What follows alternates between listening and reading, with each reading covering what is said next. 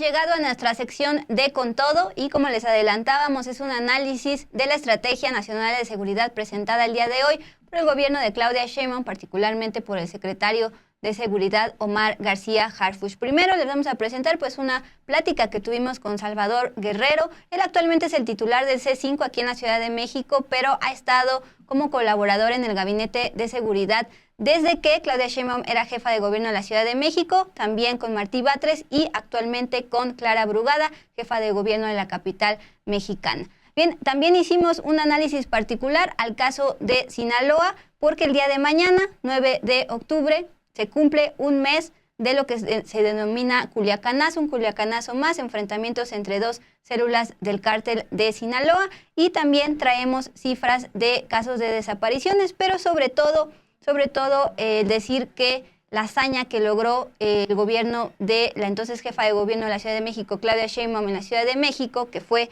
bajar cifras delictivas como de robos y homicidios dolosos, se podría ampliar a nivel nacional. Pues vamos con todo.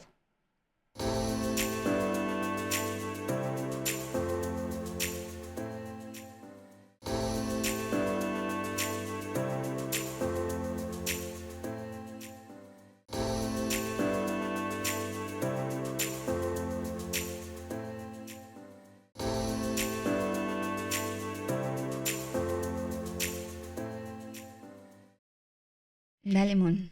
Bueno, sí, vamos con todo, Dul, a la información de que parte del anuncio que hace desde la mañana la presidenta Claudia Sheinbaum.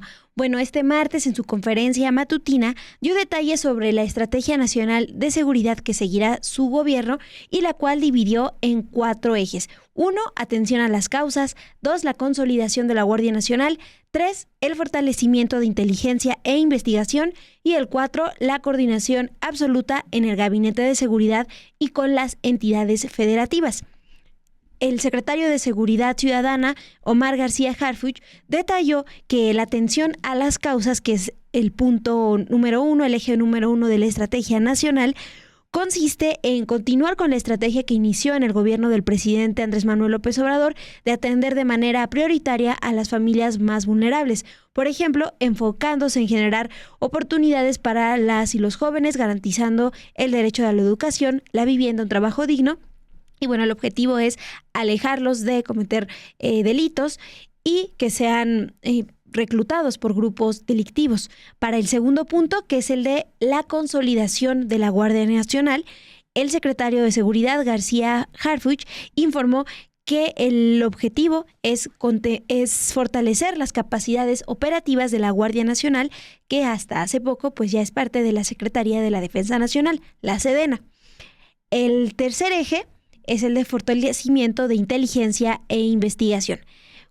Para ello, anunciaron el uso de inteligencia y recursos tecnológicos más avanzados. ¿Para qué usarán estos recursos? Bueno, para analizar datos, identificar patrones y comprender las dinámicas en las zonas con mayor incidencia delictiva. También crearán la Subsecretaría de Inteligencia e Investigación Policial dentro de la Secretaría de Seguridad.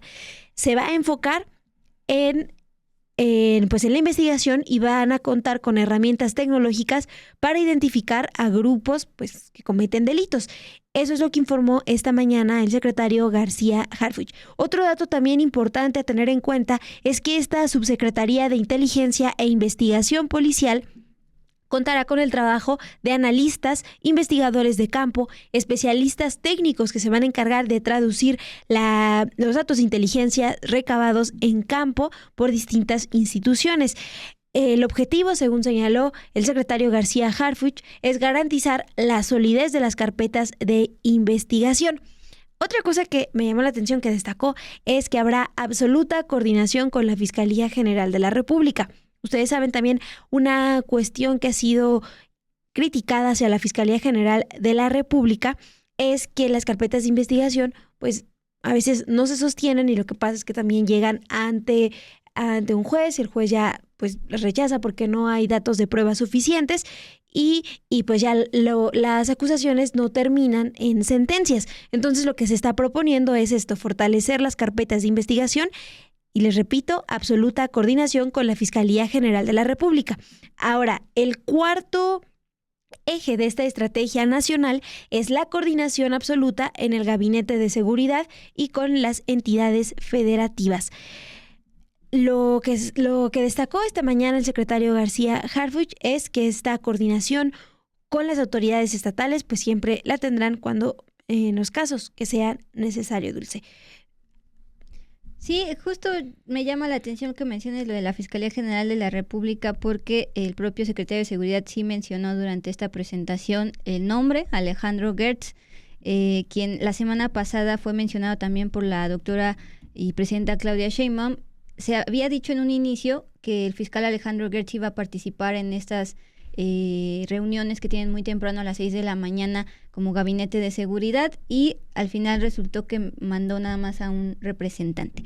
Pero bueno, les decíamos, Mo, que platicamos con Salvador Guerrero Chiprés. Él actualmente es titular del C5 aquí en el gobierno de la Ciudad de México, las famosas cámaras de seguridad, pero él ha sido integrante del gabinete de seguridad cuando Claudia Sheinbaum era jefa de gobierno de la capital mexicana, después Martí Batres y actualmente Clara Brugada.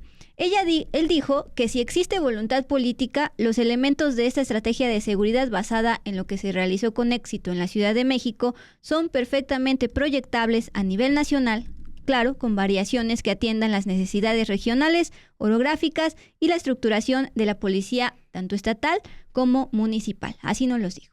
Es el tema de ampliar las capacidades de investigación y, por supuesto, también de inteligencia de los cuerpos policiales. Eso ocurrió en la Ciudad de México cuando se otorgó facultades a la policía de realizar algunas labores de investigación. Ese es un segundo elemento muy importante. Uno tercero es la cooperación y la colaboración entre los integrantes del Gabinete de Seguridad, así como la colaboración con los diferentes niveles de gobierno. Eso quiere decir que pueden estar sentados a la mesa de una manera proactiva el presidente del Tribunal Superior de Justicia, el fiscal general de Justicia, así como la Secretaría de la Defensa, la Marina, la Guardia Nacional, todo el gabinete de seguridad y eventualmente una representación ciudadana, como en su caso fue el Consejo Ciudadano durante 6 años, que fue invitado a la estrategia de seguridad en un sentido abstracto y en concreto a la participación en el pleno de ese gabinete de seguridad que tiene lugar todos los días.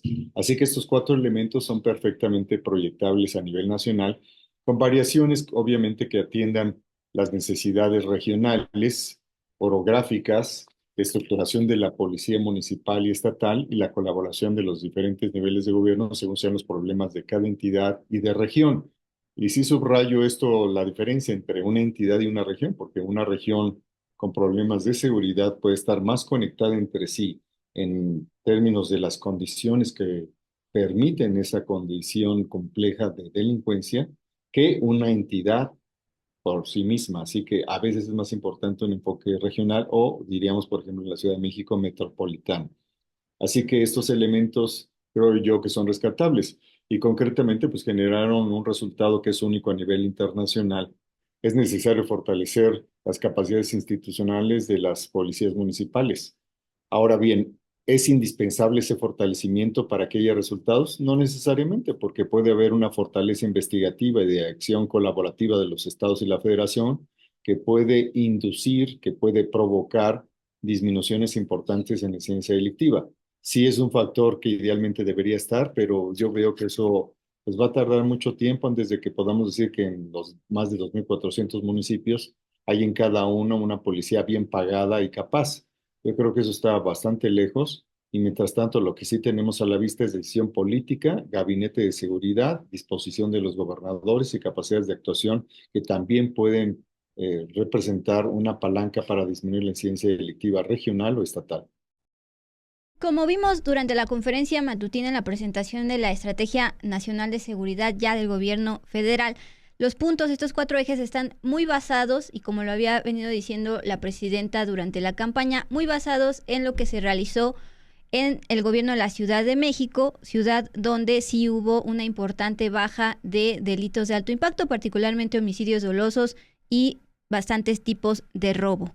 Bien, pues justamente en este periodo de 2018 a 2024, en la Ciudad de México, los delitos de alto impacto, homicidios y robos, tuvieron una reducción generalizada de 61%. Esto de acuerdo con cifras que el día de ayer presentó el secretario de Seguridad de la Ciudad de México, Pablo Vázquez, precisamente en la presentación de gabinete a nivel Ciudad de México. Repito, reducción generalizada de 61%, tanto de homicidios dolosos como de diferentes tipos de robos durante estos años de gobierno de la doctora Sheinbaum y Martí Batres. Bien, esta administración de la ahora presidenta Sheinbaum, pero cuando era jefa de gobierno, y que por cierto fue tras el gobierno de Miguel Ángel Mancera, comenzó con un promedio de 4 homicidios dolosos por día y se cerró con un promedio de 2.4 homicidios dolosos al día. Respecto a la extorsión, que también se tocó el tema hoy por el secretario de Seguridad García Harfuch, que es verdaderamente una preocupación para negocios y demás comerciantes que lo han estado batallando. Sobre la extorsión, aquí en la Ciudad de México se disminuyó 42% entre enero y septiembre del año 2019 y enero y septiembre de este año. Así lo destacó Pablo Vázquez, secretario de Seguridad de la Ciudad de México, el día de ayer. Eso nos permitió dar los siguientes resultados. Se definió al inicio de la administración un catálogo de delitos de alto impacto. Esta definición es una herramienta de política pública en la que se define en dónde concentramos y dónde ponemos el acento de nuestros recursos. Y esos delitos que son el catálogo que pueden ver ahí desplegado tuvieron una reducción generalizada del 62% en la administración. La siguiente. Un descenso histórico en la violencia en la ciudad. Se inició la administración con un promedio diario aproximado de 4 delitos por día y se cierra la administración con un promedio de 2.4 delitos en una estabilización. Bueno, estas cifras que presentaron desde el gobierno de la Ciudad de México no contemplan, por ejemplo, los datos de feminicidios o desapariciones. Pero la información que sí tenemos es que en agosto de 2019 el Secretariado Ejecutivo registró 36 carpetas de investigación por feminicidios en la Ciudad de México. En agosto del 2024, los últimos datos disponibles, se reportan 37 carpetas de investigación.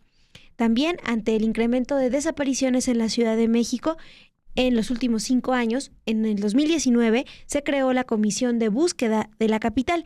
Entre el 5 de diciembre del 2018 y el 30 de septiembre del 2024, esta Comisión Nacional de Búsqueda, la Comisión Nacional de Búsqueda, reporta un total de 4.259 personas que no han sido localizadas en la Ciudad de México.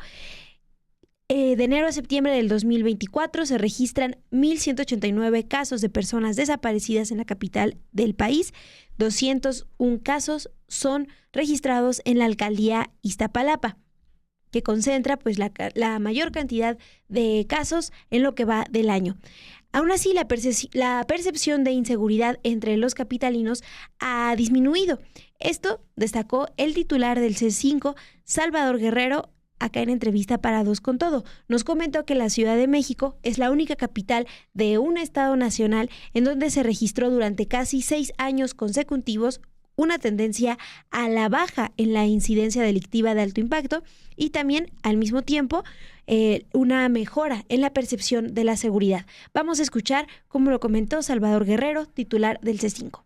Porque la Ciudad de México es la única capital de un estado nacional que registró durante casi 6 años consecutivos una tendencia a la baja en la incidencia delictiva de alto impacto y también registró al mismo tiempo, lo cual es bastante sorprendente, una mejora en la percepción de seguridad. Si ustedes comparan los próximos datos del INEGI, estoy seguro que por ahí va a ser más o menos, van a observar esta correlación. El primer trimestre del 2018, que fue el peor en materia de percepción de seguridad, se compara con el último dato que vamos a tener pronto y permite una mejoría de 41 puntos porcentuales en la percepción positiva de seguridad. Así que esta alineación, tanto de disminución de incidencia delictiva como disminución en la percepción de inseguridad, yo creo que en buena parte, al menos en algunas entidades y algunas regiones, sí es proyectable y sí es posible que si existe determinación política eso ocurra. Yo he estado en el gabinete de seguridad tanto de Claudia Sheinbaum como en el de Martí Batres Guadarrama y el día de hoy tuvimos la primera sesión como jefa de gobierno ya en este momento Clara Brugada, y lo que puedo decir es que la integración del gabinete es muy sólida. Creo que el ánimo de cooperación y colaboración que ahí se exhibe también es muy consistente y se refleja en el hecho de que la Ciudad de México es campeona nacional en número de detenciones de personas que son generadores de condiciones de inseguridad o inclusive objetivos de alto impacto. Tiene el primer lugar nacional y también en células delictivas desmanteladas, así que yo creo que eso es muy importante y hay que mantenerse en esa misma línea. Así que, dado que buena parte del gabinete ya tiene esa experiencia, sobre todo representantes de la Marina, de la Defensa y de la Guardia Nacional, y dado que muchos de los que estamos ahí también la tenemos, y en particular que existe una vocación, digamos, ejecutiva, sistemática, sensible y también con mucho contenido social de parte de Clara Brugada, si es posible esperar que este gabinete tenga resultados. Ahora, es muy distinto pesar 150 kilos y pasar a 100 kilos de peso, es decir, de la obesidad mórbida, ese peso, y después de 100 a 80, pues ya es más difícil, y de 80 a 74 es más difícil, ¿no? Así que digamos que la primera reducción de inseguridad ya ocurrió, la segunda va a ser más compleja, es decir, no va a haber resultados tanto porcentaje en la medida que ya se redujo considerablemente.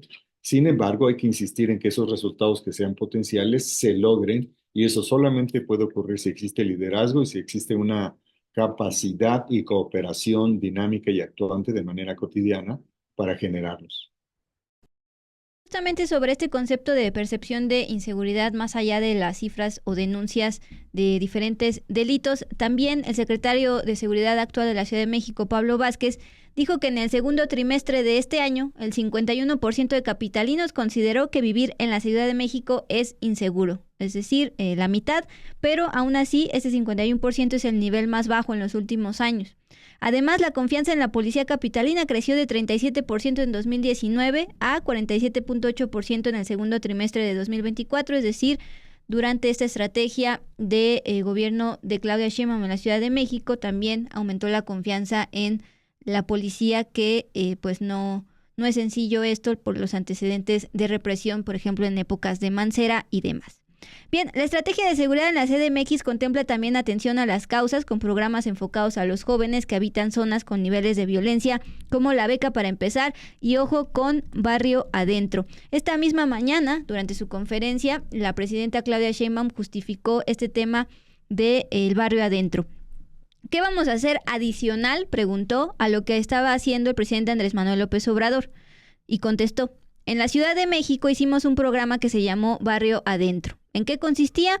Todas las secretarías del gobierno de la ciudad se sumaron para ir a tocar casa por casa en los polígonos de mayor índice delictivo, es decir, seleccionaron qué casas. ¿Qué objetivo tenía? Atender de manera integral a las familias. Si los niños y las niñas no iban a la escuela por alguna razón, resolvían ese problema. Si el joven o la joven no estaba yendo a la preparatoria, lo llevaban a la prepa con una beca. Si no tenía universidad o no tenía trabajo, le encontraban trabajo a partir de estar tocando casa por casa en zonas determinadas y detectadas con alto índice delictivo. Es decir, concluye la presidenta, una estrategia integral focalizada que nos permita atender de manera integral a las familias y evitar que los jóvenes se incorporen a un grupo delictivo. Es decir, termina de confirmar que su estrategia nacional de seguridad está basada en el éxito que se tuvo en la Ciudad de México por estas reducciones que hemos estado exponiendo.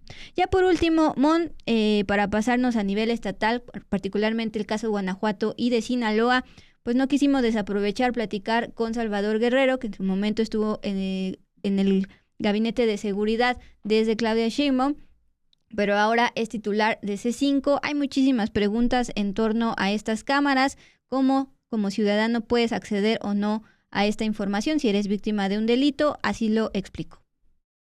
Bueno, nosotros no esperamos, nosotros queremos ser parte de una comunidad desde la ciudadanía, desde las instituciones, que genera cambios. Y con base en lo muy bien logrado que tuvo mi antecesor, el señor Juan Manuel García Ortegón, yo creo que la parte tecnológica todavía se puede fortalecer más en la medida que se revisen todas las cámaras y todas aquellas que no tengan mantenimiento, que pudieran estar ya en momentos de obsolescencia, enriquecer el potencial de vigilancia tecnológica con esta idea que tiene Clara Brugada de su monitor 960, que para efectos del C5 implica llegar en 6 años a 140,000 cámaras. Eso puede contribuir considerablemente a generar una inteligencia mayor desde el punto de vista institucional, pero nosotros creemos que el C5 debe ser también apropiado por la ciudadanía, impulsado por ella, y a partir de apropiarse del C5 desde las iglesias, las escuelas, los empresarios, los partidos políticos, los cuerpos legislativos, los organismos de gobierno local y federal, sea el C5, sean los 7 C2 o cualquier C5 en cualquier lugar del país, en la medida en que la gente se apropia de la estrategia, también contribuyendo a la denuncia, sea en los micrófonos, en las líneas que tenemos nosotros, que aquí son el 911, el 089 y también el asterisco 765, de esa misma manera podría contribuirse a generar más condiciones para que siga mejorando tanto la percepción de seguridad como la incidencia delictiva, que va a la baja, como se puede mostrar en varios casos. Y quiero destacar un dato muy importante, que en materia de secuestro, que era una de las principales problemáticas hace 20 años, y todavía al inicio de la administración que concluyó recientemente, pues había, digamos, indicadores muy preocupantes. Y lo que podemos decir es que hay una disminución de cuando menos 82% en términos de secuestro en la Ciudad de México, y ojalá que si hay una estrategia semejante con sus adaptaciones regionales o estatales a nivel nacional, lo mismo ocurra en términos de evitar el secuestro y disminuir la incidencia delictiva, que en buena parte está asociada a los conflictos que tienen entre diferentes organismos delictivos y sus permanentes, perpetuas escisiones. Así que yo creo que sí es importante observar, primero, que no puede ser, digamos, mecánica la traslación a lo nacional, y no lo está haciendo por la presentación que hizo Omar García Harfuch el día de hoy, no está siendo mecánica, pero también observar que lo que es positivo sí se proyecte y se adapte a las condiciones de las entidades y de las regiones. Bueno, en primer lugar, no todos los espacios de la ciudad están cubiertos por las cámaras. En segundo lugar, digamos, el principio debe ser generar un equilibrio entre los derechos que tiene la ciudadanía a sus datos personales y a su privacidad, y el equilibrio que implica contribuir con elementos de prueba al sistema de procuración de justicia. Así que tiene que haber un equilibrio. No todas las exigencias tienen que ser atendidas. No necesariamente si es la parte interesada, es otra parte que las está solicitando, en qué condiciones las solicita. Yo creo que ese es un balance que en cada caso se tiene que hacer. Y yo le hago una pregunta a usted: ¿cómo distingue usted de los delincuentes que pudieran estar pidiendo imágenes de terceros o incluso de ellos mismos que estuvieran disponibles en las cámaras? Bueno, con este antecedente de los resultados de lo que se ha hecho en la Ciudad de México para disminuir delitos como homicidios, pues el gobierno federal es que presenta hoy su Estrategia Nacional de Seguridad. Esta mañana también se informó de los estados con más índices de homicidios. De acuerdo con datos de la Secretaría de Seguridad, de enero del 2018 a septiembre del 2024, el promedio nacional de homicidios es de 793 por cada 100,000 habitantes. Bueno, esa gráfica es la que estamos viendo. La que estamos viendo es sobre las víctimas de homicidio doloso por entidad federativa de agosto del 2024.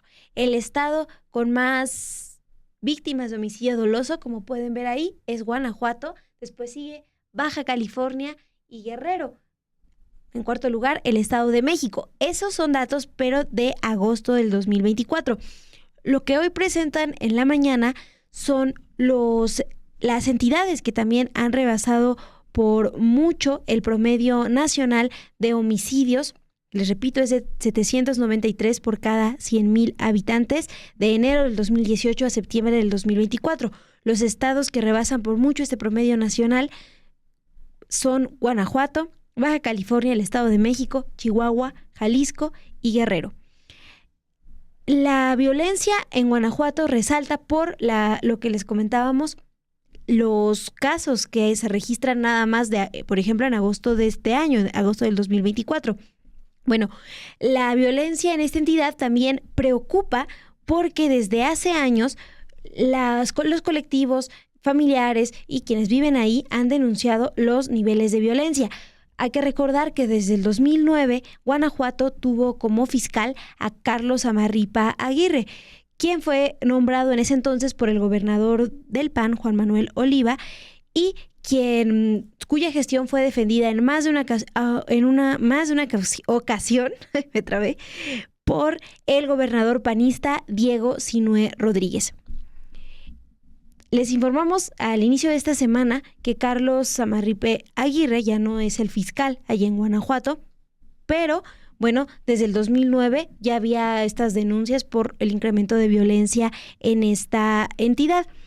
Recordemos también que en esa entidad también en abril conmocionó el asesinato de Gisela Gaitán, la candidata a alcaldesa en Celaya, candidata de Morena, que fue asesinada durante su primer día de campaña. Pero no solo está el tema de homicidios, también esta mañana la presidenta Claudia Sheinbaum mencionó que Guanajuato es el estado con mayor número de adicciones, Dul.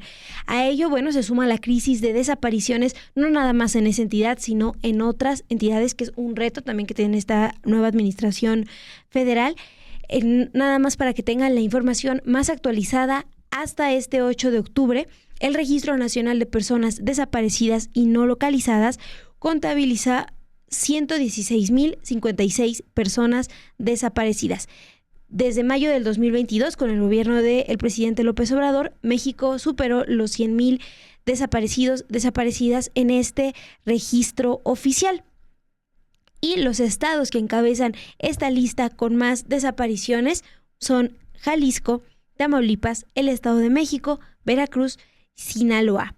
También está Nuevo León, Sonora, Guerrero y Chihuahua. Esta es la gráfica que estamos viendo, que, como les comento, está actualizada hasta la tarde de este 8 de octubre. En cuanto a desaparición específicamente de mujeres, los estados con más desapariciones son el Estado de México, Tamaulipas, Jalisco y la Ciudad de México, Dul.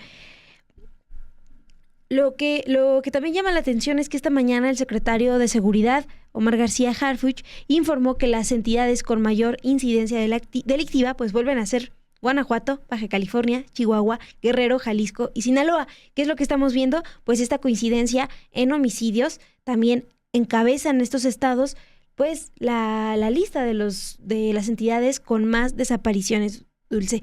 Estos datos se los quisimos compartir pues para que dimensionemos no nada más la cuestión de la violencia, poniendo énfasis en los homicidios, Dulce, sino también pues las desapariciones que están ahí pendientes. Y precisamente en Sinaloa es uno de estos estados que encabezan la lista de mayor incidencia delictiva, pues en las últimas semanas se han registrado una serie de ataques que preocupan a la población, Dulce. Sí, justamente más allá de el éxito que se ha visto en el combate a los homicidios dolosos y a diferentes tipos de robos en la Ciudad de México con esta estrategia que ahora se apuesta a nivel nacional, está la crisis de desaparecidos y también temas de extorsiones, y claro ejemplo es Guanajuato, como le estabas dando con cifras, y también el otro ejemplo de, si bien no homicidios, pero sí percepción de inseguridad, es Sinaloa. Mañana es miércoles y mañana es 9 de octubre, es decir, se va a cumplir un mes de estos enfrentamientos que se han registrado desde el 9 de septiembre entre el grupo de los Chapitos y el grupo de los Mayos en torno a el poder del cártel de Sinaloa, luego de la detención el 25 de julio de El Mayo Zambada. Esto ha causado una especie de autoconfinamiento. Allá en Sinaloa lo están llamando narcopandemia, porque otra vez están adentro de sus casas con miedo, por parte de sinaloenses, pero no solo en Culiacán, también en las localidades aledañas. En el caso de Sinaloa, la Comisión Nacional de Búsqueda está reportando desde el 9 de septiembre de este año que comenzó estos enfrentamientos, otro culiacanazo, al 8 de octubre de 2024. Hoy, 167 personas desaparecidas en medio de estos enfrentamientos. Esta tarde, como hemos visto también ya en fotografías compartidas tanto por el secretario de Seguridad como por el propio gobernador de Sinaloa, Rubén Rocha, ya se reunieron, como lo había prometido desde la mañana el secretario Omar García Harfuch. Tuvieron una reunión, tanto la Secretaría de Seguridad, pero también las Fuerzas Armadas con el gobernador de Sinaloa, y básicamente acordaron que van a enviar más elementos del Ejército, más elementos de la Guardia Nacional que están en su proceso de traspaso a las Fuerzas Armadas. Esa es la solución y el acuerdo al que llegaron esta tarde en Sinaloa con el gobernador Rubén Rocha. Más elementos del Ejército y más elementos de la Guardia Nacional en el marco de este Culiacanazo. Bien, justamente para dimensionar lo que está sucediendo a lo largo de este mes, platicamos con el sociólogo Ronaldo González. Él es autor del libro Culiacán, Culiacanes y Culiacanazos. Él recordó que en esta ciudad de Sinaloa se han registrado enfrentamientos del crimen organizado, primero en octubre de 2019, cuando detuvieron a El Ratón, a Ovidio Guzmán, luego en enero de 2023 con su recaptura, y actualmente desde el 9 de septiembre, luego de la detención del Mayo Zambada. Sin embargo, el sociólogo cuestiona que la Estrategia Nacional de Seguridad se centraliza en el hecho de estas tardías reacciones de las Fuerzas Armadas. Justamente estamos viendo que desde los primeros días del Culiacanazo sí se enviaron a elementos federales, pero él observa que es demasiado centralizada esta estrategia y sobre todo está recomendando, porque tú planteabas que dentro de esta estrategia la Secretaría de Seguridad se va a abrir a opiniones pues de intelectuales, de analistas. Bueno, él está proponiendo el fortalecimiento de las policías, tanto estatales como municipales, que hemos visto, no es novedad, que tienen colusión con el crimen organizado. Así lo dijo en plática con Dos con Todo. El operativo mismo que se llevó a cabo fue un operativo absolutamente mal planeado, que desconocía cuál era la situación del lugar donde pretendía llevar a cabo la aprehensión en 2019.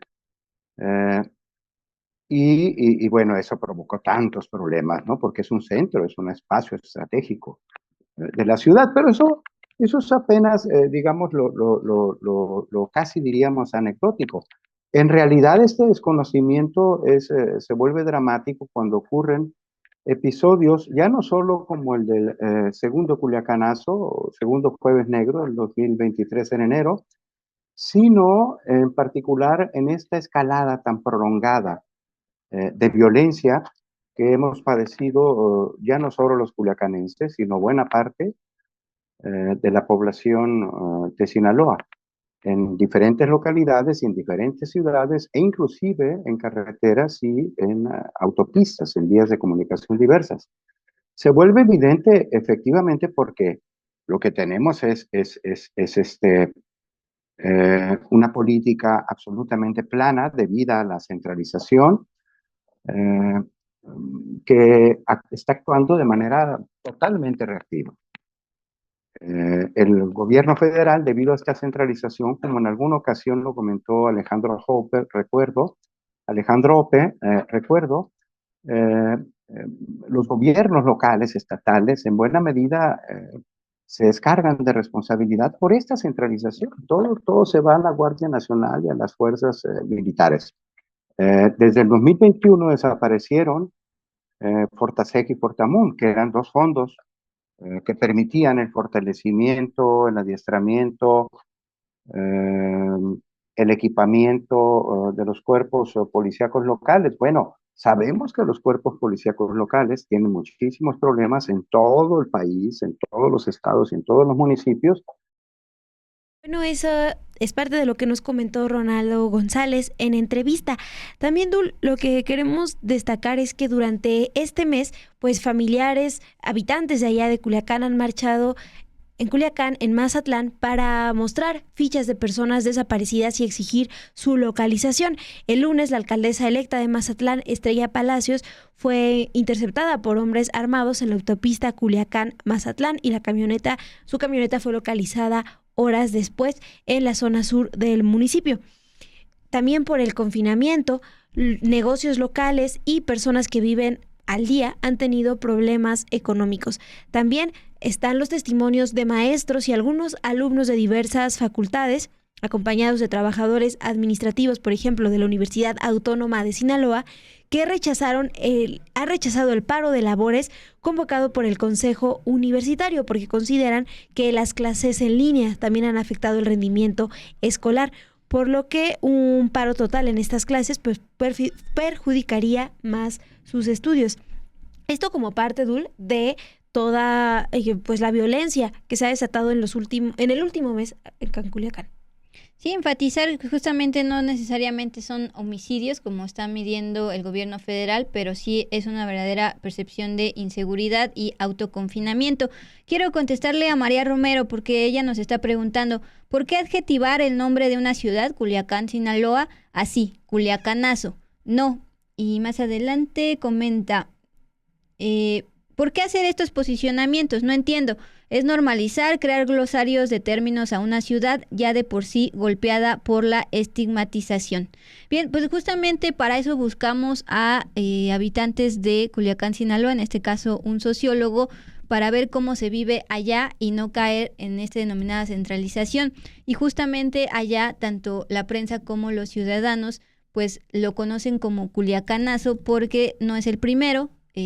Hubo uno en 2008, pero más recientemente en 2019, luego de la captura del ratón Ovidio Guzmán, se repitió en enero de 2023, cuando por fin sí se le pudo capturar, y este mes que ellos llaman, pues que ya no es simplemente enfrentamientos, porque ya cumplieron un mes de este autoconfinamiento y particularmente percepción de inseguridad más allá de los homicidios. También les comentaba que ellos allá en Culiacán y municipios aledaños, los directamente afectados, también lo están llamando como narcopandemia.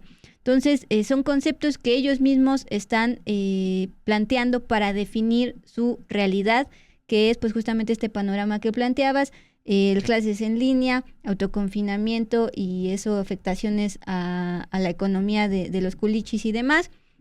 Y sobre todo también pues ya un sentimiento de desesperación. Recordemos lo que sentíamos nosotros en el confinamiento durante la pandemia. Ellos lo están sintiendo durante este mes desde el 9 de septiembre.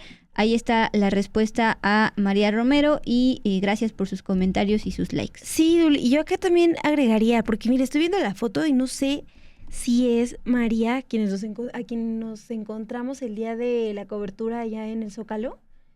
¿Te acuerdas? La artista que utilizó el vestido de novia y todo, me parece, caray. sí, no, y entonces en ese sentido, gracias por lo que nos comentas, pero lo que nos dijo María Romero en esa ocasión, si es María Romero, y si no, pues retomo lo que nos comentó esta María Romero de Sinaloa, ajá, es pues que sí buscan cambiar esa percepción de Sinaloa como un lugar que solo está definido por la violencia. Entonces creo que desde ahí puedo entender ese comentario que nos hace María Romero y pues que también les dejamos ahí esta perspectiva que es importante, ¿no? Desde una habitante sinaloense, pues el destacar que evidentemente Sinaloa es mucho, mucho más que la violencia, incluso Culiacán también es más que eso, pero pues sí tengamos estas dos perspectivas, estos dos datos y es lo que diría sobre eso. A ver si